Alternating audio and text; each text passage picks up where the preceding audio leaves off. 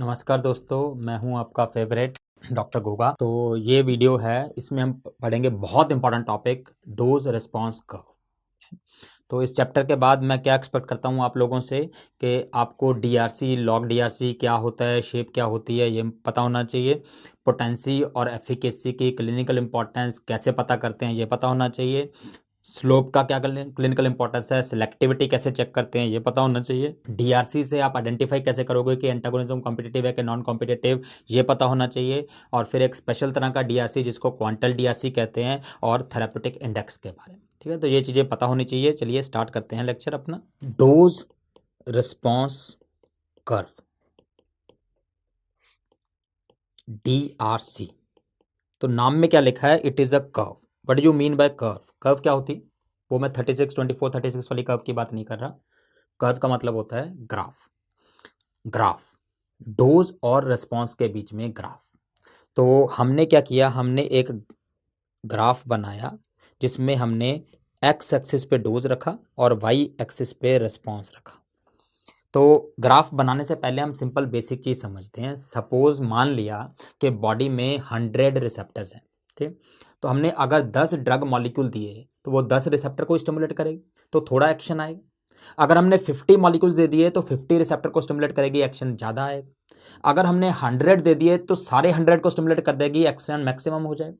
But अगर हमने dose आगे बढ़ाई 100 से 200, 300, 400, 500, अब रिस्पॉन्स नहीं बढ़ने वाला क्योंकि सारे रिसेप्टर तो ऑलरेडी स्टिमुलेट हो गए। तो रिस्पॉन्स मैक्सिमम होगा और कांस्टेंट हो जाएगा, उससे ज़्यादा नहीं बढ़ेगा। तो ग्राफ कैसा आएगा? With increase in dose response increases, it become maximum and it will not further increase.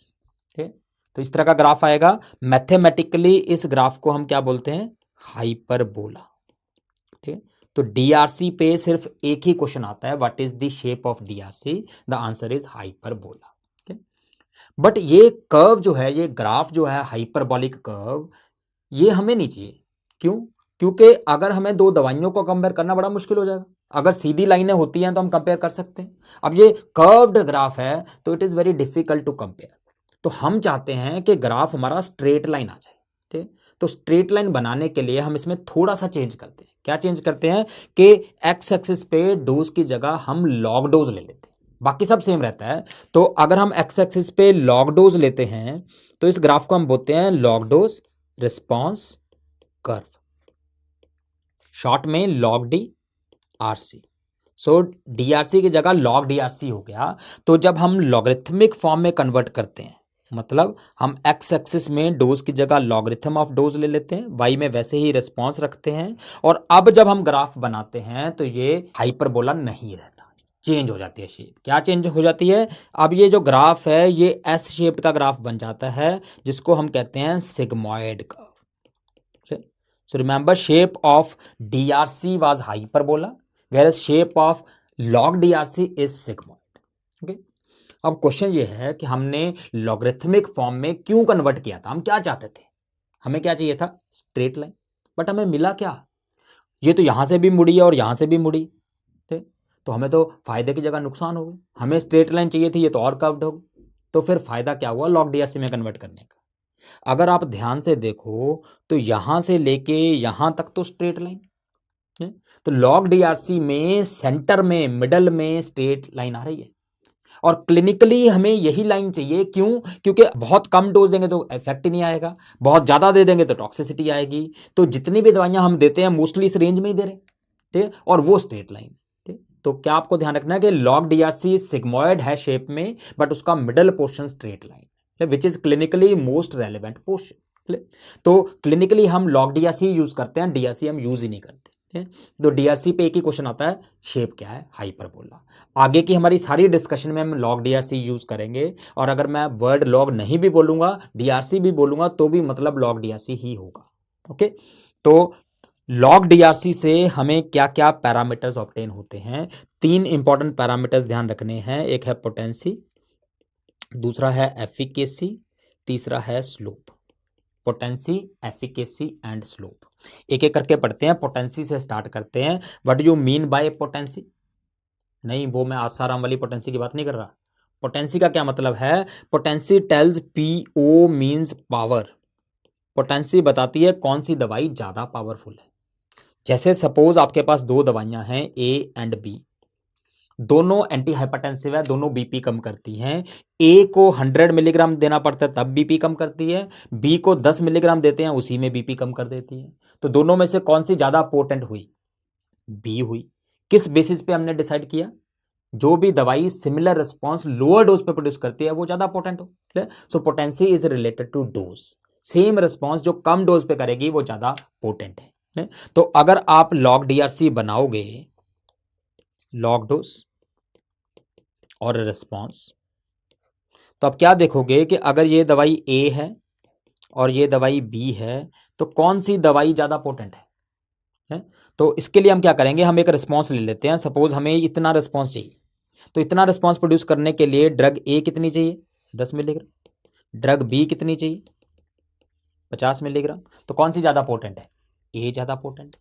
तो simply by looking at the DRC you can tell which is more potent which is less potent. जो भी graph left side में होगा वो ज्यादा potent drug होगी। क्यों? क्योंकि लेफ्ट साइड में डोज कम है, राइट साइड में डोज ज्यादा है। Clear? So any graph is on left side is more potent, right side less potent. Clear? तो पोटेंसी तो इजी। अब करते हैं एफिकेसी। एफिकेसी क्या होती है? It is the maximum effect of a drug. Efficacy is maximum effect of a drug या maximum response of a drug, और इसमें ऐड कर लो word regardless of dose. Efficacy के टाइम हम डोज के बारे में सोचते ही नहीं है। अगर हमें किसी दवाई को चाहे 100 गुना ज्यादा देना पड़े, बट अगर वो दूसरी दवाई से ज्यादा इफेक्ट कर सकती है तो इट इज मोर एफिकेशियस। ठीक है? तो efficacy means maximum response regardless of dose. और रिस्पॉन्स कौन से एक्सिस पे था? वाई एक्सिस पे। तो अगर आप डीआरसी बनाओगे, यहां पे लॉग डोज रख दिया, यहां पे रिस्पॉन्स रख दिया, तो एक ये दवाई है ए और एक ये दवाई है B, which is more efficacious? The answer is B, क्योंकि रिस्पॉन्स हाई। तो रिस्पॉन्स देखेंगे दैट मींस हाई और लो देखेंगे तो एफिकेसी पता लग जाएगी, लेफ्ट और राइट देखेंगे तो पोटेंसी पता लग जाएगी। क्लियर? तो लेफ्ट से राइट में जाते जाते पोटेंसी कम होती जाएगी, हाई से लो आते आते एफिकेसी कम होती जाएगी। And very important to remember, there is no cross connection, आपस में कोई कनेक्शन नहीं है। एफिकेसी अलग है, पोटेंसी अलग है। ओके? तो जैसे अगर मैं आपको एक ग्राफ बना के दिखाऊं लॉग डोज और रिस्पॉन्स का, 4 दवाइयां हैं, ड्रग ए ये है, ड्रग बी ये है, ड्रग सी ये है और ड्रग डी ये है। इन 4 दवाइयों में विच इज मोस्ट एफिकेशियस? तो एफिकेसी हमें पता है, हाई और लो देखते हैं, तो हाईएस्ट सी है तो it is most efficacious, maximum efficacy. ठीक है? Which is most potent? Remember most potent most left वाली होगी, तो ध्यान से देखना सबसे लेफ्ट में कौन सी है ये, तो D is most potent. Remember cross connection नहीं देखना, ये नहीं देखना कि नीचे है तो इसलिए एफिकेशियस नहीं है, पोटेंट नहीं है। ठीक है? तो लेफ्ट में आएगी तो पोटेंट है। तो लीस्ट एफिकेशियस कौन सी है? जो सबसे नीचे है, तो ये लीस्ट एफिकेशियस होगी। और लीस्ट पोटेंट कौन सी है? जो सबसे राइट में है, तो बी जो है वो लीस्ट पोटेंट है। क्लियर? तो अगर आप ग्रेडिंग करो कि हाई से लेके लो तक बताना है एफिकेसी के हिसाब से, हाईएस्ट एफिकेसी, फिर लो, फिर लो, फिर लो, तो ऊपर से नीचे आते जाओ। तो सी जो है वो मोस्ट एफिकेशियस है, फिर उसके बाद ए और बी बराबर हैं, और उसके बाद जाओ तो डी सबसे कम है। ठीक? ऐसी अगर हम पोटेंसी की बात करें तो लेफ्ट से राइट में जाएंगे, डी सबसे ज्यादा पोटेंट है, उसके बाद ए आ गया, उसके बाद सी आ गया, उसके बाद बी आ गया। ठीक? तो लेफ्ट एंड राइट जाते जाते पोटेंसी, ऊपर से नीचे आते जाते एफिकेसी कम होती जाएगी।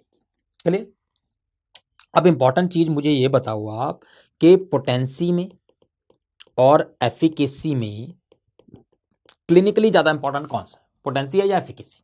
समझते हैं कि एग्जांपल के साथ। एक पेशेंट आया आपके पास, उसका बीपी 180 है और आपको बीपी कम करके 120 पे लाना है, that mean 60 millimetre mercury BP कम करना है। ठीक? और हमारे पास 2 एंटी हाइपरटेंसिव ड्रग्स हैं ए और बी, और हम इनको कंपेयर कर रहे हैं। जब हमने 10 मिलीग्राम ड्रग ए दिया तो बीपी 10 मिलीमीटर मर्करी कम हुआ, बट बी से कोई एक्शन नहीं आया। जब हमने 20 मिलीग्राम दिया तो ए से 30 मिलीमीटर मर्करी कम हो गया, बट बी से अभी भी कुछ नहीं हुआ। जब हमने 40 मिलीग्राम दिया तो ए ने 40 मिलीमीटर कम कर दिया, बट बी ने 10 किया। जब हमने 80 मिलीग्राम दिया तो ए ने 40 ही कम किया, बट बी ने 30 कर दी। जब हमने 160 मिलीग्राम दिया तो ए ने 40 कम किया और बी ने 60 कम कर दी। अब इसके आगे कितनी भी हाई डोज दे दी, हमने 320 दे दी, 640 दे दी, ए ने 40 कम किया, बी ने 60 कम किया, मतलब मैक्सिमम इफेक्ट इतना ही आएगा। तो इस एग्जाम्पल से अगर आपसे पूछें कि दोनों दवाइयों में से ए और बी में से ज़्यादा पोटेंट कौन सी है, कौन सी है, आंसर विल बी ए। क्यों? क्योंकि कम डोज पे एक्शन आ रहा है इसका, सेम एक्शन के लिए कम डोज चाहिए, तो पोटेंट ज़्यादा है। एफिकेशियस ज़्यादा कौन सी? बी, क्योंकि हाईएस्ट इफेक्ट इसका ज़्यादा है, तो B is more efficacious. A is more potent, B is more efficacious. ठीक है, ये तो समझ आ गया। अब इस पेशेंट में जो हमारा पेशेंट था 180 वाला, उसमें हमें कितना बीपी कम करना है? 60 कम करना है। तो अब कौन सी दवाई यूज करोगे, ए या बी? ऑब्वियसली हम बी यूज करेंगे, क्योंकि 60 तो यही कम कर सकती है ना, ए तो कर ही नहीं सकती। तो किस बेसिस पे हमने डिसाइड किया कि हम बी देंगे, ए नहीं देंगे? On the basis of efficacy.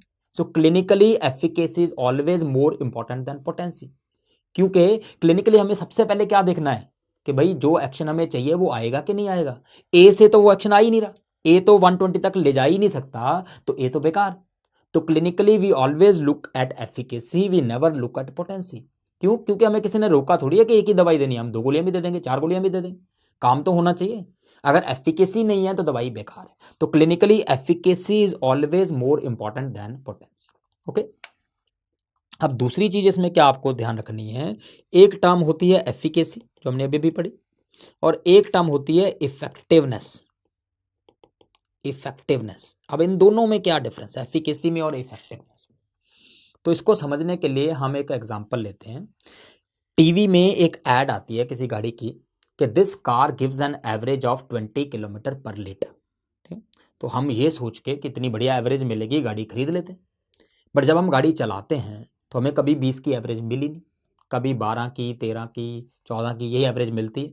कई बार हाईवे पे चले जाओ तो 16, 17 की, 18 की भी मिल जाती है, बट 20 हमें कभी मिलती नहीं। तो ऐसा क्यों होता है? क्या गाड़ी वाले झूठ बोल रहे थे, टीवी वाले झूठ बोल रहे थे? नहीं, ऐसा तो नहीं होता। तो फिर वो 20 बता रहे थे, हमें 20 क्यों नहीं मिल रहा? क्योंकि जो बता रहे थे वो बता रहे थे एफिकेसी। एफिकेसी का क्या मतलब है? Maximum. Maximum you can get is 20, क्योंकि वो गाड़ी जो है वो आइडियल कंडीशंस में टेस्ट की गई, मतलब कॉन्टिन्यूसली 45 किलोमीटर पर आवर की स्पीड पे चली, बिल्कुल प्लेन रोड थी, कोई खड्डा नहीं था रोड में, कोई बीच में भिखारी नहीं आया, कोई रेड लाइट नहीं आया, कोई ट्रैफिक नहीं है।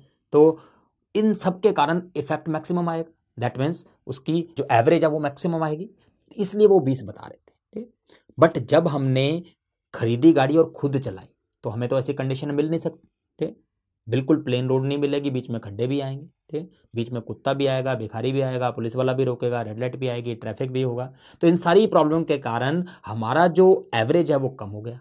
तो what we actually get is effectiveness. तो इफेक्टिवनेस जो है वो क्लिनिकल कंडीशंस में होता है, जबकि एफिकेसी जो होता है वो कंट्रोल्ड कंडीशंस में होता है।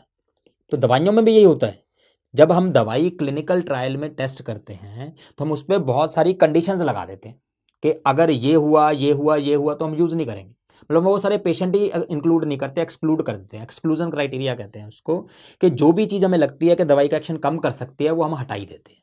ठीक, जैसे हमने कहा कि हाइपरटेंसिव नहीं होना चाहिए पेशेंट, या फिर पेशेंट को दवाई के साथ अल्कोहल नहीं पीना, या दवाई के साथ खाना नहीं खाना है। ठीक है, तो हम ये सारी कंडीशंस लगा देते हैं, तो ऑब्वियसली मैक्सिमम इफेक्ट आएगा।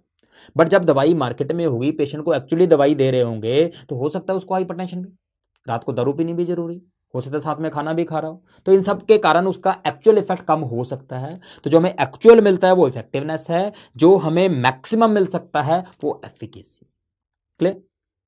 अब क्वेश्चन ये है कि अगर आप फार्माकोलॉजी की कोई भी बुक उठाओ तो आप देखोगे कि एफिकेसी वर्ड जो है वो कम से कम आपको 100 बार मिल जाएगा लिखा हुआ, बट इफेक्टिवनेस मुश्किल से 1-2 बार मिलेगी।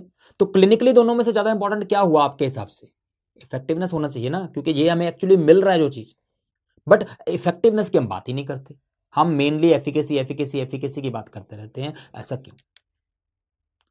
अगर आपको एडवर्टाइजमेंट देनी है किसी गाड़ी की तो आप कैसे दोगे कि ये एवरेज 12 की देती है, कभी 13 की, कभी 14 की, हाईवे पे चले जाओ 16-17 भी मिल सकती है, 18 भी मिल सकती है, ऐसे दोगे? तो ऐसे तो नहीं कर सकते, क्योंकि हम मैक्सिमम तो फिक्स कर सकते हैं, लो थोड़ी फिक्स कर सकते हैं।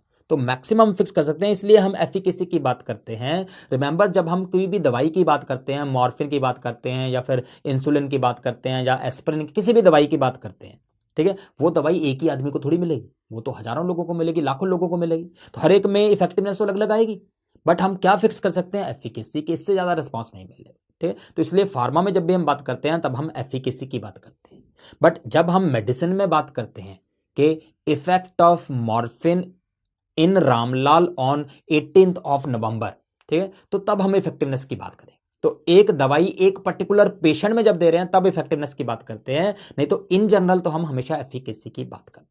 Clear? So that is about efficacy and effectiveness. And important to remember, अगर आपको इस ग्राफ में लिखें कि सी इज मोस्ट इफेक्टिव तो वो गलत है। इस ग्राफ से इफेक्टिवनेस नहीं पता लगेगी, इस ग्राफ से एफिकेसी पता लगेगी। C is most effective is wrong term. Okay, तो ये हो गया हमारा एफिकेसी और इफेक्टिवनेस के बारे में। ठीक है, तो हमने पोटेंसी पढ़ लिया, एफिकेसी पढ़ लिया। अब जो तीसरा पैरामीटर है वो है स्लोप। स्लोप हमने एक ग्राफ बनाया लॉग डोज और रेस्पॉन्स के बीच, ठीक, और हमने अज्यूम किया ये जो रेस्पॉन्स है इस केस में सीएनएस डिप्रेशन, हम ऐसी दवाई दे रहे हैं जो ब्रेन को डिप्रेस करती है। तो रेस्पॉन्स की ग्रेडिंग क्या होगी? थोड़ा सा ब्रेन डिप्रेस हुआ तो सेडेशन होगी, थोड़ा सा और डिप्रेशन हुआ तो स्लीप होगी, और काफी सारा डिप्रेशन हुआ तो एनेस्थीसिया हो गई, और ज्यादा हुआ तो कोमा हो गया। तो these are grades of CNS depression. ठीक, तो हमने दो दवाइयां देखी, एक दवाई का ग्राफ ऐसा आ रहा है और दूसरी दवाई जो है उसका ग्राफ ऐसा आ रहा है।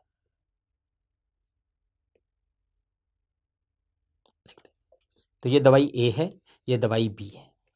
तो अगर आप ध्यान से देखोगे तो दोनों का ग्राफ ऑलमोस्ट सेम जगह से स्टार्ट हो रहा है और ऑलमोस्ट सेम जगह पे खत्म हो रहा है, बट फिर भी दोनों अलग अलग ग्राफ हैं। इन दोनों में क्या डिफरेंस है? डिफरेंस है स्लोप का। जो ए वाला ग्राफ है वो स्टीप है, सडनली राइज करके, बी वाला ग्राफ फ्लैट है, धीरे धीरे धीरे धीरे करके राइज की। ठीक, तो क्लिनिकली इसमें क्या फर्क पड़ता है हम ये समझने की कोशिश करते हैं। सपोज आपके पास एक पेशेंट आया जिसको नींद नहीं आ रही, इनसोम्निया है, ठीक है, तो आप उसको स्लीप इंड्यूस करना चाहते हैं। तो हमने देखा ये दोनों दवाइयां स्लीप इंड्यूस कर सकते। तो जब हमने देखा कि ड्रग ए जो है वो स्लीप इंड्यूस करेगी, उसके लिए हमें 5 mg चाहिए, जबकि ड्रग बी भी कर सकती है बट उसके लिए हमें 10 mg चाहिए। ठीक है, तो दोनों दवाइयां स्लीप इंड्यूस कर सकती हैं, एक 5 mg में, एक 10 mg में। तो आप कौन सी चूज करोगे ना? सपोज हमने मान लिया कि जब हमें 5 mg से काम चल रहा है फिर 10 क्यों दे, तो हमने उसको ड्रग ए दे दिया 5 mg। ठीक, तो पेशेंट ने घर जाके रात को दवाई 5 mg खाई तो उसको नींद आ गई क्योंकि ये स्लीप इंड्यूस कर रही। अगले दिन फिर उसने 5 mg खाई, फिर से नींद आ गई। अब तीसरे दिन क्या हुआ, उसका बीवी से झगड़ा हो गया, उसने लगा कि ये तो चिक चिक करती रहेगी, दवाई तो काम करेगी नहीं, तो ऐसा करता हूं एक की जगह 2 गोली खा लेता हूं। तो उसने क्या किया, 5 की जगह 10 mg खा लिया। तो अगर वो 10 mg खाएगा तो क्या इफेक्ट आएगा? परमानेंटली सो जाएगा, वो कॉमा में चला जाएगा। सो ये प्रॉब्लम है ए वाली ग्राफ का, जिसका स्टीप कर्व होता है। थोड़ी सी डोज बढ़ाते ही रिस्पॉन्स इतना ज्यादा बढ़ जाता है, तो अगर इतना ज्यादा रिस्पॉन्स बढ़ेगा तो आदमी को टॉक्सिसिटी हो जाएगी। So you can remember S for slope, S for safety. ये सेफ्टी के बारे में बताता है, अगर स्टीप डीआरसी है तो अनसेफ है, अगर फ्लैट है तो सेफ है। ठीक है, वही अगर हमने ड्रग बी चूज की होती तो चाहे हमें 10 mg देनी पड़ती, बट कॉमा जो है वो होता उसका जाके 100 mg में, 200 mg। दैट मीन्स अगर वो 2 3 4 5 गोली भी खा लेता तो भी नहीं मरता। अगर मरना है तो 50 भी खा लेगा, वैसे तब नहीं रोक सकते, बट एक्सीडेंटल चांस तो नहीं होगा ना। तो drug B is much more safe as compare to drug A. Clear? तो क्लिनिकली जो ए वाला ग्राफ है ये बारबिचुरेट्स में होता है और बी वाला जो ग्राफ है वो बेंजोडाइजेपिन्स में होता है। ठीक, तो इन दोनों दवाइयों में से इनसोमनिया के लिए आप कौन सी प्रेफर करोगे? यस, बेंजोडाइजेपिन्स करेंगे क्योंकि वो मच मोर सेफर है as compare to barbiturates. Clear? So that is important about slope. ठीक है, तो हमने 3 पैरामीटर किए, potency, efficacy, slope. Potency left right बताता है, efficacy high low, and slope जो है वो सेफ्टी बताता है। More slope means less safe drug. Clear? अब डीआरसी में एक लास्ट चीज आपको डिस्कस करनी है, वो क्या डिस्कस करनी है कि आपको एंटागोनिस्ट बताना है कौन सा है, कॉम्पिटिटिव है या नॉन कॉम्पिटिटिव है। ठीक है, तो हमने एक ग्राफ बनाया लॉग डोज और रिस्पॉन्स का। तो सबसे पहले हमने लॉग डीआरसी प्लॉट किया यहां पे ऐसे, सपोज ये दवाई ए का लॉग डीआरसी है बिना किसी एंटागोनिस्ट की। अब हमने फिर से दवाई ए ही दी, डोज बढ़ा बढ़ा के ऐसी दी, बट उसके साथ एंटागोनिस्ट दिया। ठीक है, सो विद एंटागोनिस्ट हमने देखा कि अब उसका जो ग्राफ है या तो राइट चला जाएगा, ये बी जो ग्राफ है graph of A with the antagonist है, या फिर उसका ग्राफ नीचे चला जाएगा ऐसे। ठीक, तो बी और सी जो ग्राफ है वो एंटागोनिस्ट देने के बाद है, ठीक है। तो इसमें सिर्फ बेसिक सी चीज आपको क्या ध्यान रखनी है कि अगर ग्राफ पैरेलल शिफ्ट हो जाए राइट में, अगर राइट में शिफ्ट हो जाता है तो that is called as competitive antagonist.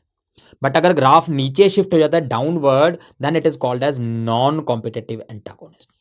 तो कंपटीशन में राइट और नॉन कॉम्पिटिशन में नीचे, ठीक। अगर कोई ग्राफ राइट में शिफ्ट हो रहा है मतलब क्या कम हो गया, यस, पोटेंसी कम हो गई, एफिकेसी सेम है। बट अगर ग्राफ नीचे शिफ्ट होता है तो मतलब एफिकेसी कम हो गई, पोटेंसी सेम है। तो जैसे कॉम्पिटेटिव नॉन कॉम्पिटेटिव इनहिबिटर पढ़े थे, ऐसी एंटागोनिस्ट में भी एक ही चीज चेंज हो गई। सो कॉम्पिटेटिव और नॉन कॉम्पिटेटिव एंटागोनिस्ट अगर आप लगाओ, पोटेंसी और एफिकेसी लगाओ, कॉम्पिटेटिव में पोटेंसी कम होती है, नॉन कॉम्पिटेटिव में एफिकेसी कम होती है, बाकी चीजें सेम रहती है। तो अगर ग्राफ राइट की तरफ शिफ्ट हुआ तो इट विल बी कॉम्पिटेटिव, अगर ग्राफ नीचे हुआ तो it will be non competitive. Okay, तो एक होता है कॉम्पिटेटिव इरिवर्सिबल वाला, उसमें दोनों हो जाते हैं, राइट में भी हो जाता है, नीचे भी हो जाता है, ठीक है। बट अगर राइट में हुआ तो कॉम्पिटेटिव हो गया। Okay, so that is about the dose response curve, ठीक।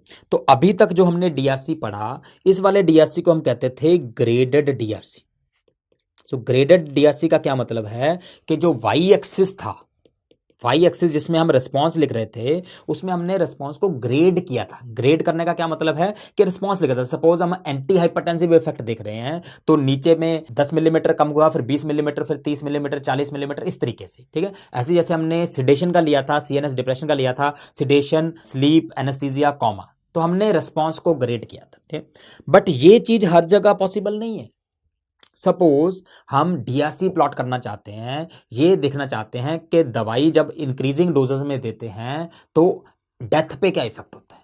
एनिमल्स को दिया, एनिमल की डेथ हो गई, ठीक है। अब हम डीआरसी बनाना चाहते हैं तो वाई एक्सिस पे क्या रखेंगे। हम ऐसा तो नहीं रख सकते ना कि इतनी डोज पे थोड़ा सा मर गया चूहा, इतनी डोज देने से थोड़ा सा और मर गया, इतनी डोज देने से ऑलमोस्ट मर गया, और इतनी डोज देने से पूरा मर गया। ऐसा तो नहीं हो सकता, क्योंकि डेथ तो ऑल और नन है, या जिंदा है या मर गया। तो जब ऑल और नन फिनोमिनन होता है तब हम वाई एक्सिस पे क्या रखें, वाई एक्सिस पे क्या रखें। तो यहां पे हम वाई एक्सिस पे क्या रखेंगे, परसेंटेज ऑफ सब्जेक्ट्स रिस्पॉन्डिंग। मतलब हम इसमें एक बंदे को नहीं देंगे। जब हम डीआरसी प्लॉट करते हैं ग्रेडेड वाला, उसमें तो हम एक ही बंदे को दवाई देके देखते हैं कि पहले हमने 10 मिलीग्राम देके देख ली, बाद में हमने 20, फिर हमने 30, इस तरीके से देखते हैं, ठीक है। तो उसी में देखेंगे रिस्पांस कितना है। जब हम ये वाला डीआरसी बना रहे हैं आल और नन वाला, इसमें हम एक को नहीं देते, इसमें हम कई सारों को देते हैं। सपोज हमने 10 चूहे ले लिए, 10 चूहों को हमने 10 मिलीग्राम दवाई दी और देखा उन 10 चूहों में से कितने मर गए, एक मर गया। तो 10 में से एक मर गया मतलब 10% मर गए। फिर हमने 20 मिलीग्राम दी 10 चूहों को और देखा कितने मरे, मान लो 2 मर गए, तो 20% मर गए। तो वाई एक्सिस पे हमने प्लॉट किया परसेंटेज कि टोटल जितने लोगों को दी उतने से कितने परसेंट में वो एक्शन आया। तो इस तरह के डीआरसी को हम कहते हैं क्वांटल डीआरसी, ठीक। तो क्वांटल डीआरसी का मतलब क्या है कि वाई एक्सिस पे हमने क्वांटिटी प्लॉट किया है कि कितने परसेंट को हमने वो दवाई दी है, ठीक। तो ग्राफ इसमें भी सेम ही आएगा, एस शेप्ड कर्व आएगा, एस शेप्ड कर्व आएगा, ठीक। तो क्वांटल डीआरसी मतलब वाई एक्सिस में क्वांटिटी, ठीक, परसेंटेज ऑफ सब्जेक्ट्स रिस्पॉन्डिंग है। तो अगर आप इसका मिडल पॉइंट लो, 50% में जो रिस्पॉन्स आएगा 50%, जैसे हम डेथ की बात कर रहे हैं, 50% चूहे मर गए, मतलब कितनी डोज पे 10 में से 5 चूहे मर गए, तो उस डोज को हम कहते हैं LD50, लीथल डोज इन 50%, लीथल डोज इन 50%। अब ये जो क्वांटल डीआरसी है वो सिर्फ लिथैलिटी देखने के लिए नहीं करते, हम और कंडीशंस में भी कर सकते हैं। एंटी हाइपरटेंसिव ड्रग में आप क्वांटल डीआरसी बना सकते हो, यस बना सकते हैं, किसी में भी बना सकते हैं।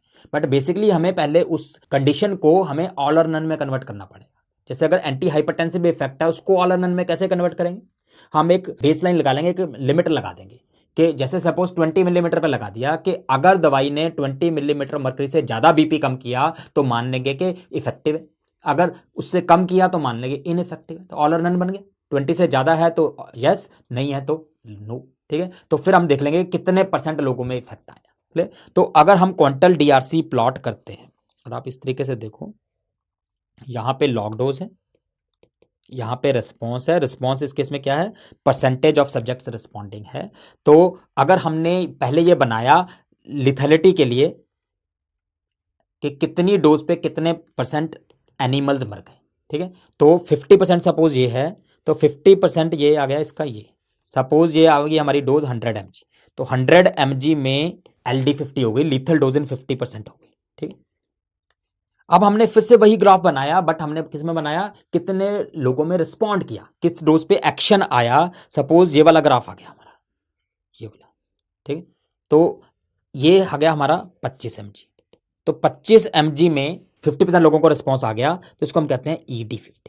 LD50 इज लीथल डोज इन 50%, मतलब कितनी डोज देने से 50% एनिमल्स मर जाएंगे।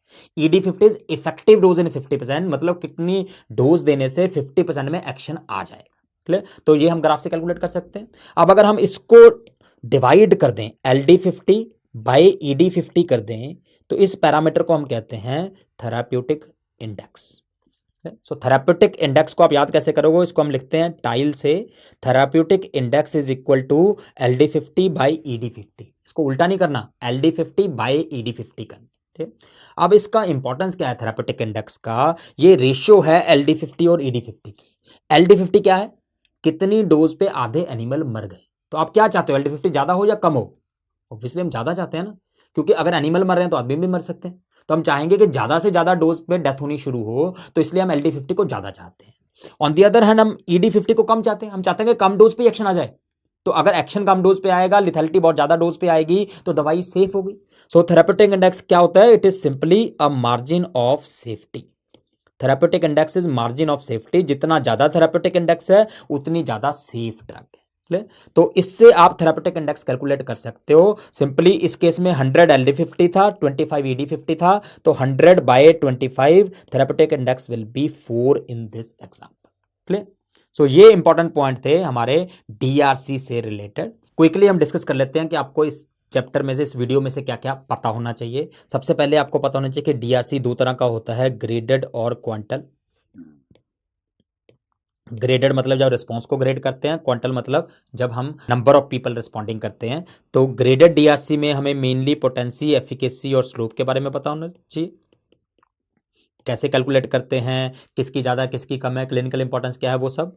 क्वांटल DRC से आपको पता लगता है LD50 और ED50 के बारे में, जिससे आप कैलकुलेट कर सकते हो थेराप्यूटिक इंडेक्स, ठीक। तो इसके अलावा आपको कॉम्पिटेटिव, नॉन कॉम्पिटेटिव इनहिबिटर का भी पता लग जाना चाहिए, सिलेक्टिविटी का भी पता लग जाना चाहिए। This all we have discussed. तो अब हम क्वेश्चंस कर लेते हैं जल्दी से।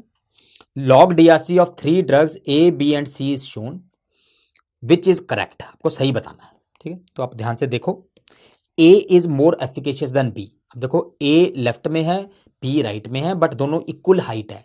अगर हाइट इक्वल है तो एफिकेसी तो सेम है, तो A is more efficacious is wrong. A and B are agonist.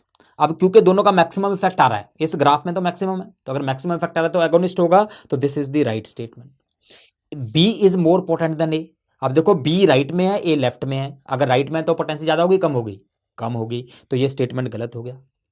C is non competitive antagonist. आप देखो जो C है वो तो राइट में शिफ्ट हो गया, अगर राइट में शिफ्ट होता है तो क्या होता है, कॉम्पिटेटिव होता है, तो ये नॉन कॉम्पिटेटिव गलत है, ये राइट में शिफ्ट हो गया, बट क्योंकि नीचे भी है तो ये इरिवर्सिबल कॉम्पिटेटिव है। ओके, अब दूसरा क्वेश्चन आते हैं, फाइंड थेराप्यूटिक इंडेक्स। ये तो बहुत ही आसान है। थेराप्यूटिक इंडेक्स का क्या फॉर्मूला था, LD50 बाई ED50, टाइल से किया था हमने, TILE।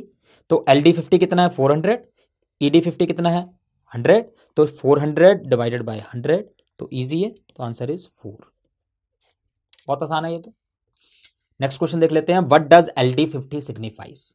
It is a dose at which 50% of animals will die. Yes, this is the right, यही डेफिनेशन होती है।